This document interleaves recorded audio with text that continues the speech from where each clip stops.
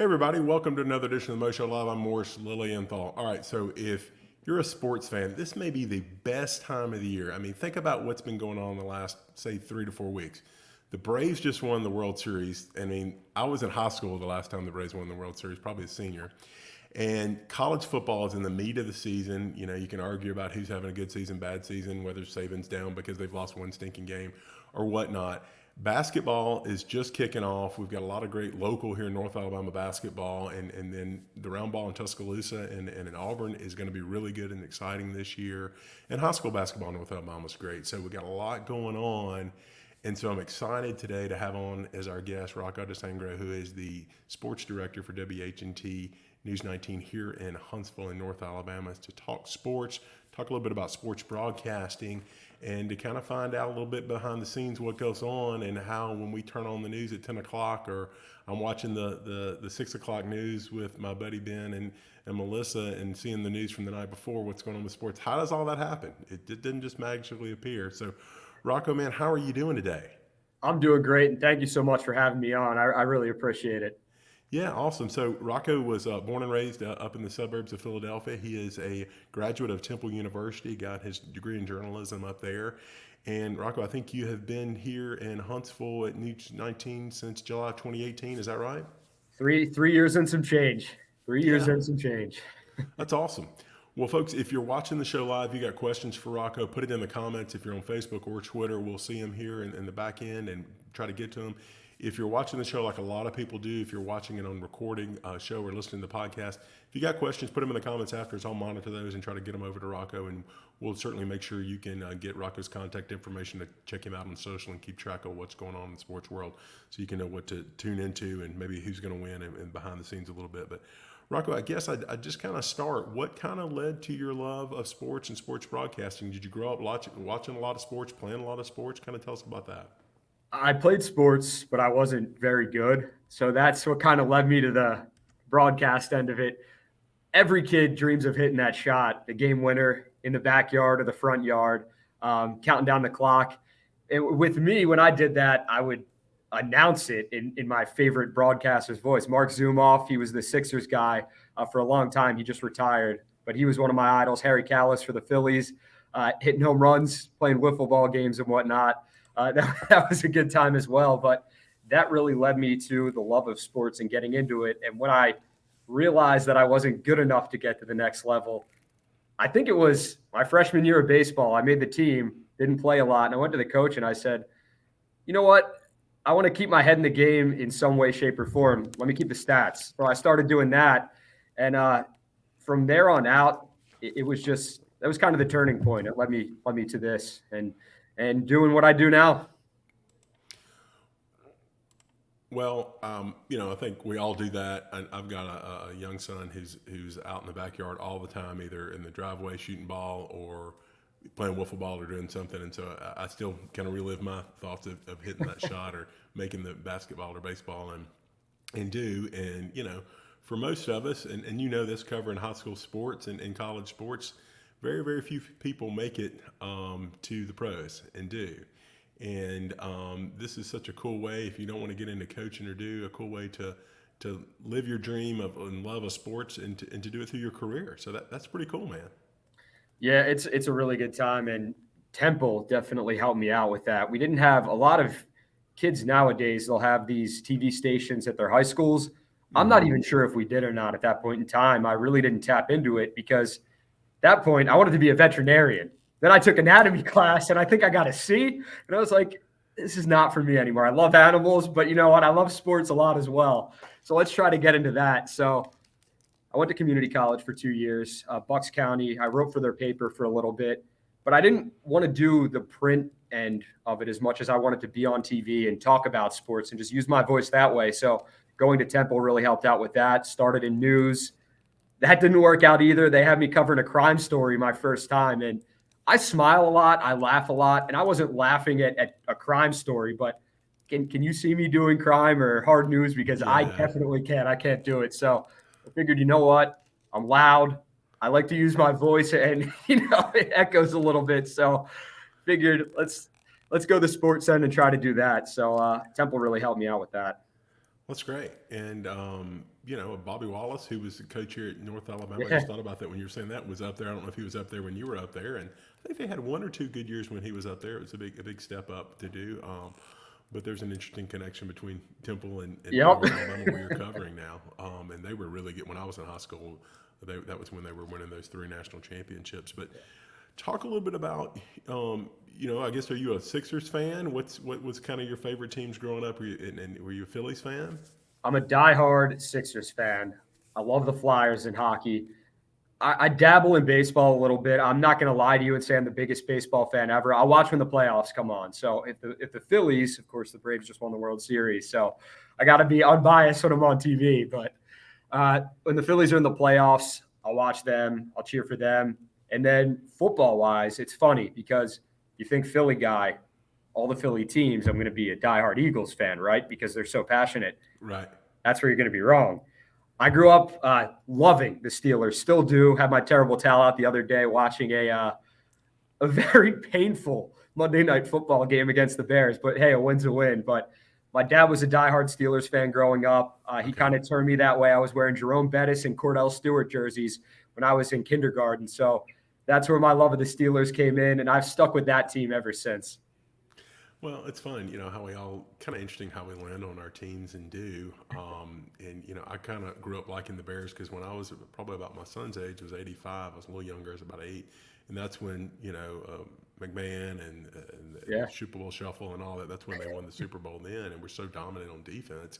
And so I kind of always liked them. And then, for me, I'm just old enough in my early 40s that wasn't as much. You couldn't just turn on the TV and find it or turn on YouTube and find it. So the Cowboys were on a lot. So I always kind of like the Cowboys growing up and do. But now kids now, boy, they'll jump on a bandwagon or do, Oh, yeah. and it's crazy. There's not an allegiance, especially here in Alabama, because we don't have a team. I guess a lot of people here will kind of gravitate towards maybe the Titans now, or maybe Yeah. over towards Atlanta, or if you're down in South Alabama, maybe New Orleans and stuff. But that's interesting, a Steelers fan. So but we've got some good Alabama connections up there with the Steelers now, and do with running back and several other players. So that's great. I do. I need to make I haven't bought a Steelers jersey since I think Palomalu was the last jersey I bought. Yeah, So I'm due. So I'm thinking about getting a 22 Najee Harris jersey yeah, going forward because number one, he's a beast. Number two, I covered him. I remember when he came to Alabama from Antioch, California, that high school. He was unbelievable, one of the top recruits in the country. And then I actually, when I was in Dothan, I think I interviewed him because I thought he was a big deal coming in, but he hadn't gotten a lot of playing time his freshman year. So I think it was freshman or sophomore after they won the national championship. We're interviewing players on the field, and I went up to Najee. I interviewed him, and I was like, this kid's got it. And saying he's a kid is weird because I'm only a few years old. But at the time, he was a college kid, and I was sure. getting my career started in sports. So he was his personality, it just stuck out. He was fun to interview, and it's great seeing his career, him flourish in college, going to the pros, and now playing for my favorite professional football team. Can't beat it. Yeah, he is a beast. I mean, he's like a real life Madden player. I mean, you see some of those moves and stiff arms from and hurdling people in college and stuff. He's definitely a phenomenal athlete, and he seems like a great guy too. Well, let's talk a little bit. We were talking before we kind of went live and I'm kind of thought maybe some things, but I want to kind of find out from you how when you guys what's your role as sports director? What does it involve? And kind of tell our viewers what that entails. What are you and the team at the sports department doing, and how big is the sports department? And I think people may be shocked to hear that it's the size of that. So the sports department, it's 2 people. It's me and Olivia Whitmire. We're 2 people. That's it. We're very good friends. We came in together actually. We started on the same day, and a lot of people probably don't know that. Oh, wow. She began in news. She did news for a few months. I was a sports anchor for a few months. So when I got promoted to sports director, she had helped fill in, doing just filling in with sports, doing sports stories, helping us out with the Iron Bowl special. So when it came time, they called her number and they were like, "All right, Olivia, we want you to step up as well." And she got thrown into the fire, but she has done phenomenal. So it's just 2 of us in sports.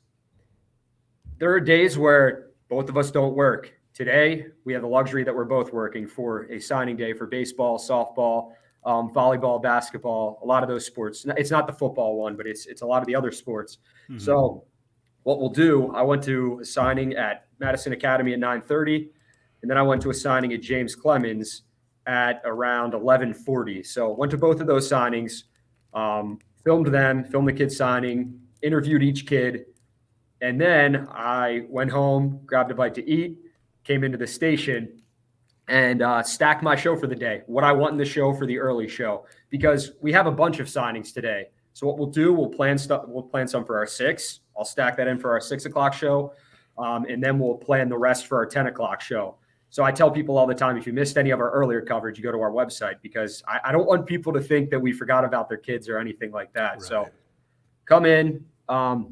My job consists of producing. So producing would be I stack what I want in the show. Make it like nice and pretty in the rundown. If I could show you, it would be nice and visual. I could give you a better idea, but we have a rundown. It's just like, think of Microsoft Excel, how you have those columns and those rows. Yep. So I put something in each row, write everything up, put the graphics in, cut the video, make sure the video's in, the graphics are in, everything's polished up. And then you go on air, and that's what you see. You see, me talking about the sports, talking about the signings, everything along those lines. So it's nice when you do have a second person. When Olivia's by herself, she has to do the same thing. But it's truly, when you're doing all that, you're a one-man or one-woman band in that aspect. Yeah. And that's, a lot of people don't know that about this business. Well, it's really interesting because, I think a lot of people would have thought that, hey, you're doing the interviews, or maybe you're going to cover an event, but somebody in production back at the studio is the one cutting up the film and maybe putting together the graphics and do. I know I would not be hired for this job because I couldn't do any of that. Did you know how to do all that? Did you learn that kind of stuff at Temple, or is it some of you had some skill set and then based upon the software and the programs that the station uses, kind of modified and do? That's, like you said, with Temple, that's where Temple helped me out tremendously, because jumping in there, I really didn't know how to edit or write to TV or put graphics in. And a lot of the times you'll see programs change. So from my first market to now, certain graphics programs changed. Certain editing software has changed as well. And the way you write your stuff, your scripts, those systems have changed too. So right. You kind of have to jump and learn. But Temple really taught me a lot of that. Taking a class, my professor at the time, Peter Jaroff, he really, really, really helped me just learn the basics of that. And classes there, you can't learn that on your own. You can, but you'd have to watch extensive YouTube videos and work at it. So the hands-on experience there really helped. And now I'll say this. Here you have to do all that. In Huntsville, we're in what you would call like a middle market. It's number 75 to 80. I think we're 78 right now, and there's about 200 markets. 200 would be the lowest. Number 1 would be like LA or New York. It would be the biggest or the highest. When you get to those bigger markets, you'll see those anchors at times. They don't have to do as much, but they don't have to do as much because they work to get there, and they did the grind most of the time, right, and did what we're doing now to get to that point. Yeah. Well, the cool thing though is, and I would imagine kind of like with what we're doing right now, which is technology has changed so much and advanced that it's becoming easier to do certain things and do the effort and the amount of work, I guess, from a production standpoint, probably wasn't 10 years ago, would have been more work than maybe it is now with doing that. I mean, just we're sitting here now, talking to each other through video and got graphics and all this other stuff. Yep. And if I can run that, anybody can. So, it's pretty interesting. But you guys cover a lot, Rocco. I mean, you guys are covering, I don't know how many high schools, or if you can even have an idea of how many high schools are in the North Alabama coverage region, but you got a ton of high schools from west to east, and then you've got all the local colleges, A&M, UAH, UNA, and then, I ran into you pulling into the parking deck in Tuscaloosa the other week and, going to the Tennessee game. So you guys are covering Tuscaloosa and Auburn too. Talk a little bit about, how do you guys kind of pick and choose what you cover, and how do you kind of stay on top of all that? So a lot of the time it's hard. You got to, scheduling comes into it, and time management and whatnot. And I'm not going to sit here and say I'm the best at either of those things because I'd be lying to you. Right. That's something that you have to get better with over time. So being here, knowing what the big games are, knowing Right. what the big events are, and trying to schedule around that and get there while at the same time giving yourself time to relax, eat, sleep, um, do all that as well. Go to the gym. It can be tough, but it's you got to schedule it and really plan ahead. And I'll tell you this right now: I'm guilty of not planning ahead. Sometimes there are times where I'm trying to do things 2 days in advance because it's so tough. Trying to wrap my head around what we have going on this Right. upcoming week or the next week or the week after that. But for Bama or Auburn, despite what some people think, there is no bias here between anyone. And I'm sure that the sports director of 48 Carl or Mo at Fox or Nolan at 31 will tell you the same thing. We're not biased towards any of these teams. We don't have a favorite or a horse in the race. We try to get to the best game possible and at times the most convenient game. If a game happens at Auburn at 11 a.m., but maybe they're not playing a top 25 team, but Bama kicks off at 6 or 7, and we know we might not be able to get that on for our 10 o'clock news because we're not allowed to run these highlights until the game gets over. We might end up picking Auburn over Bama or vice versa. If Bama's playing someone at 11 a.m. and Auburn's got a top 25 matchup, we may have to rip the highlights off CBS or ESPN and run them in our show and hope they end on time. And it could be tough doing that because you want to make everyone happy at the same time and do your job to the best of your ability. But I've learned in this business, you're not going to make everyone happy all the time. Yeah. So. Yeah. No, I can assure you that that's not the case. And with one of the things I want to talk to you about is how social media plays out in that. And I'm sure you hear it on social media sometimes. So you guys, I guess it's kind of seasonal too. So you're kind of scheduling. You were just saying, and I didn't even realize until you brought it up earlier that it was signing day for some of the other sports today. Yep. So you've kind of got a calendar of doing that. And I know this time of the year, on Friday nights around here, it's high school playoff. So you guys are probably, planning high school games that you're going to be covering and cutting up and knowing that, okay, this night I'm going to cover these in this region. Olivia's probably going to cover another part of the territory and Yep. doing all that. So I know you've got to be, very organized and but at the same time, if something breaks or something changes, you got to be ready to be flexible too, right?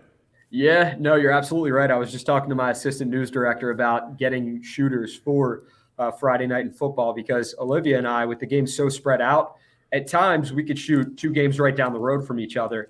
But since they're so spread out, I think we have 4 or 5 home games. 5 if you include Fayetteville up in Lincoln County, their game as well. So as far as Alabama teams go that are still in the playoffs, I think we have 11 total teams remaining, 10 from Alabama, 1 from Tennessee being Fayetteville. It's so spread out. Now, especially earlier in the season, like week 1, I could go to a game at Madison Academy and James Clemens right down the road from each other. You can't beat that. I'll stay at one game for maybe a half a quarter, go to the next game before half ends, get a couple highlights there. But now I think we have a game at Madison Academy. They play Priceville. We have a game at Brooks. They play Randolph. We have a game at Mars Hill. They play Tanner. And then we have a ton of our teams that are on the road in Birmingham or in areas that we're not going to be able to get to. So we're going to have to full screen it, which absolutely stinks. I hate doing full screens for games. I want to be there covering our teams and, showing off the highlights because we love doing it. But yeah, it's tough. And with it being this is what we call the overlap season, with basketball now starting, college, high school, and football still going with college and high school. This is the time of year where I love it because too much content is never a problem. I love having enough content, but it's hard sometimes because you have to pick and choose what you want to put on air on a specific night and what you kind of want to roll with. Yeah. Folks, if you're just joining us, our guest today is Rocco DiSangro. He is the sports director at WHNT News 19 here out of Huntsville that covers all of North Alabama here. Rocco, we were talking about, social media, and I'm curious to see, as the sports director, how does that play in? Do do you get feedback or scores, or do you get some things from here and there, learning about players that are learning about certain stories, maybe from somebody tagging you or sharing that, DMing you with that kind of information? And I'm sure that we all know the bad side of social media, people giving you a hard time telling you're a homer about one team or another. I'm sure it comes up here and there, as you were talking about. But talk a little bit about that, and covering, covering sports and how social media, and especially you being a younger broadcaster with your knowledge and interaction on social media, how that plays out.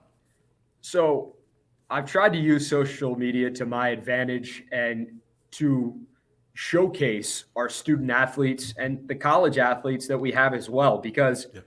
a lot of these kids, a lot of these coaches, they have social media. And I love when people have social media because it helps me, because I'm on Twitter more than I am anything. Like, yeah, I'll dabble on Instagram sometimes, but like Instagram's not where I'm going to get my news. It's where I'm going to see where my friends are posting pictures and check some highlights from like NBA games or NFL games and, some of the top plays. So that's cool. But Twitter for me is where it's at and where I love to be on, and see what our student athletes are doing, see what our coaches are doing, interacting with them, tagging these kids, tagging these coaches. For me, it's fun because Yeah. growing up, I didn't play football at a varsity level or play baseball at a varsity level, but I can't even imagine if 6ABC, which is the big station up in Philadelphia, were to come to our high school and shoot highlights every single Friday night and put our student athletes, like, you're living the life. And my thing is this: I love high school athletics so much because I actually officiated. I ref varsity football. I got into it because of my dad. And I refed baseball, or I umped baseball a few times, and softball, and just like, I loved officiating because I love being around it. There's nothing better being under the Friday night lights, whether you're a player, a coach, an official, a fan, a cheerleader, someone in the band. It was so much fun for me. So to be able to, put these kids out there, a lot of them who won't go to the next level, this may be it for them, but to have that memory that they may have for the rest of their life, it's a lot of fun for us, and we do it for that reason. But getting news as well, it's awesome when teams have Twitter accounts and we can see the final scores. It makes our lives a heck of a lot easier, because there are times where I'm going on Twitter to try to find a score. There are times where I'm trying to go on Twitter or going on the internet to try to find a kid's name on a roster because it's not uploaded. And I'm looking, I don't want to call a kid number 0, the running back. I'm searching this huddle tapes. I'm searching Twitter for these kids. You don't realize how tough it is sometimes on Friday nights for me and Olivia trying to find names. But social media helps us do that. Whereas maybe 20 years ago, you got to either get that paper roster or you're beat. So It's different, and I have been following that a lot more. Not to be Uncle Rico, but having played ball in college, a lot of the guys that I play ball with coach ball now, and so I follow their teams in Georgia and Tennessee mainly is where my buddies are coaching, and then I follow Bob Jones because my son's in the Madison system, and James Clemens, and I'm good buddies with Wade Waldrop, and now I follow Florence, and so following all of those programs, social has changed how they are PR and the kids for days just like today, and in baseball and other sports, to get their names out there and do and to highlight that and do. And it's amazing that when you show up on a Friday night, or I went, Rocco, just a couple of weeks ago, I went to the Discovery Middle School, Liberty Middle School football game. And first time I've been to one, and it was at the Madison City Stadium. I bet there were 3,000 to 4,000 fans there at a middle school football game. It was packed. The whole stadium was packed. But people turn out for that, and I can tell you, 20 plus years ago, I remember when Rick Carley from Birmingham would come to cover us and we were playing, and at my little school in West Alabama, we'd get jazzed when the local news station would come cover us and do. So I know the kids around here are doing that, and then if they got a highlight, or if they make the top 10 list or whatever that you guys are voting, I'm sure you get a lot of grief if somebody doesn't make that list for plays. I'm sure they're tweeting it out and tagging and all fired up about it. They do at times. We don't get a lot of negative. We get some kids take shots just messing around, just saying, wow, like that should have been number 1. But it's the reason we do it, and it's truly the reason we do it, is for the athletes and for the coaches. Because I could sit here and tell you, and there are people in this business where, not in Huntsville that I've ran into, but they're going to make it about them. And we don't want to do that. We don't want to make it about us. Yeah. I don't know if anyone cares if I'm on the air half the time reading. They just want to see the highlights. And I get that. And that's why I want to put the kids out there and put the coaches out there, because they're passionate about, and it's about them at the end of the day. Without them doing what they do, I don't have a job. I don't have anything to cover. So they make my job a heck of a lot easier. And I want to thank them, not only by doing this because it's my job, but putting this stuff out there. But yeah, it's so fun with the top 5 plays. We've had a blast with that. We're doing something with it for the final, since we did top 5 plays all season long. We have ideas going forward. Olivia brought this one up. She wants to do a play of the year. So I think there's going to be voting for that coming up. So if anyone's watching and wants to vote on that, just keep an eye out on her Twitter or on my Twitter. We'll have something with that. But it's a good time. And social media, as toxic as it can be sometimes, I see the positive in it, and I really love it. And I've had a lot of positive interactions on it with people from the area, people from areas that are in Huntsville or Decatur or Florence or Sand Mountain that are in different states. So It gets you connected. It's a lot of fun to see what people are doing, and I love it. Well, it is, and you just never know where you're going to reach and do, and then you never know where the kids that are here are going, you know, and do. And, you know, we've had, for example, interaction with, a lot of the UAH guys, and we've had just basketball. And now they've got kids in Israel and in Australia and all over the world now and do. But, you know, I got to know those guys just interacting with them on social and tagging and doing and telling them, hey, taking pictures and tagging and doing. It's really fun. But we have, you know, just some great athletes and great schools and great kids in North Alabama in all sports. I mean, baseball, basketball, football, women's sports, girls sports. It's just amazing that when I dive in and start watching. So I know it's a joy for you and Olivia to get out there and cover these kids and cover these programs and share that out, because I think a lot of people, one of the things that I think a lot of people miss out is, and I'm guilty of it because my son's just starting middle school. I don't get out to the high school stuff or do. I think a lot of people don't realize how great some of the sports programs are right in their own neighborhood, maybe because their kids are grown or maybe because they are transplants here and their kids never went to school here. But if you'll get out and go watch a local high school game or go watch, I think if people would be blown away. I've said for a lot of people, go watch UAH basketball and just get out there and support your local schools, because even if you're not, you know, have a vested interest in that you've got a child in the program, there's a lot of great sports out there. Oh, absolutely. It's college, high school. If you're not doing anything on a Thursday night, Wednesday night, Tuesday night, it's 5, 6, 7 nights a week these teams are playing, and you can get in for dirt cheap to get into some of these games, and the tickets, they'll help out the programs as well. So there are a lot of talented student athletes around here, high school, college, going up to the professional level. Like that, this is where it starts. And to be able to say, if you see one of the top kids that's at one of these schools, go watch them play, because that may be the only time you ever get to watch them play. You look at a guy like LeBron James when he was coming up. How many people got to see him in high school? Now tickets cost probably $200, $300 to see him. But for people that got to see him in high school for $5 when he was first starting out, they'll never forget that for the rest of their lives. But like I said, we have talent. We have really not only talented kids on the court and on the field, they're so smart as well. You hear a lot of these kids that are signing 3.5, 4.0, 3.8. They're geniuses as well. So they're not only doing it in their respective sport, they're doing it in the classroom. And go out and support them. That's all I have to say. Absolutely. And when you're out there, take a picture and tag Rocco and WHNT on it so he can know you're out there. All right, as we wrap up, I want to thank you for your time, but I do have a couple of fun rapid fire kind of sports oriented questions, and let's get your feedback on it. Is there one sporting event you haven't covered that you'd like to get the opportunity in your career to cover? The NBA Finals. Yeah. Hands down. It's that's been a dream of mine. I'm a diehard basketball fan. To be able to go there and to experience that.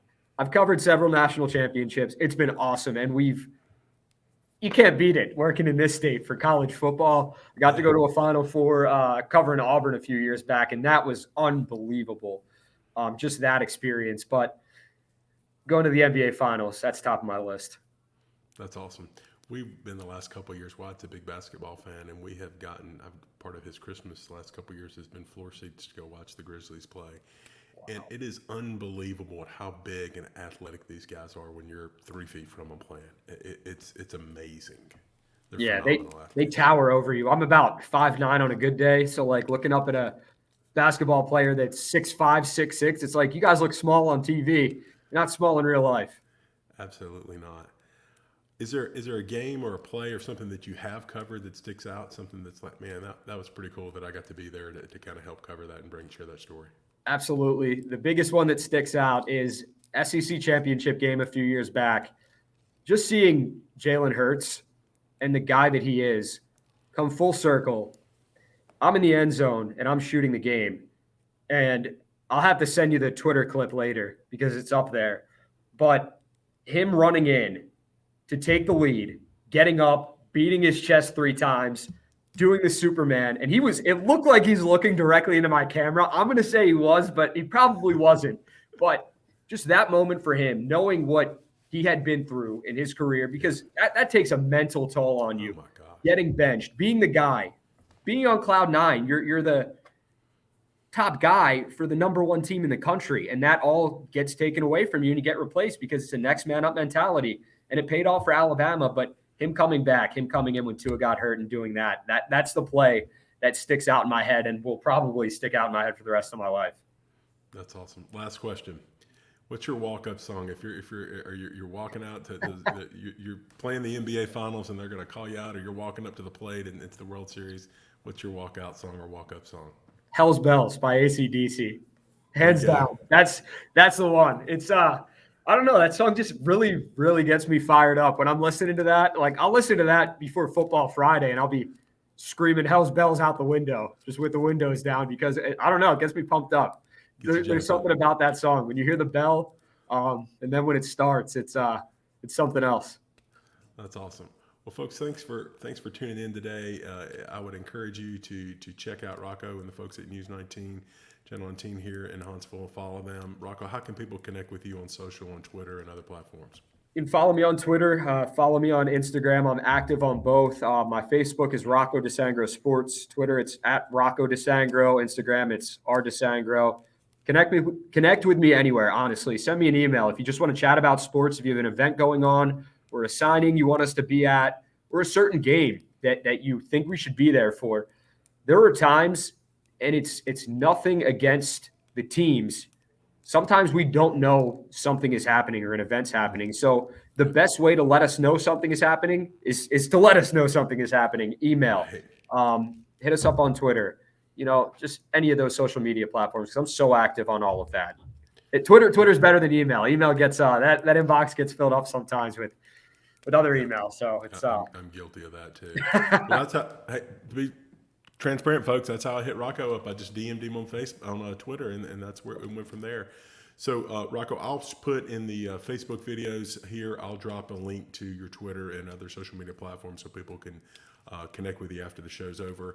But Rocco, thanks so much. I enjoyed talking with you today. I appreciate all you're doing to promote local sports here in North Alabama. And I look forward to staying in touch and watching what transpires the next basketball and football season. Hey, thank you so much for having me on. I really appreciate it. And just best of luck with the show going forward. It's phenomenal. Awesome. Thanks, buddy. Thanks, everybody.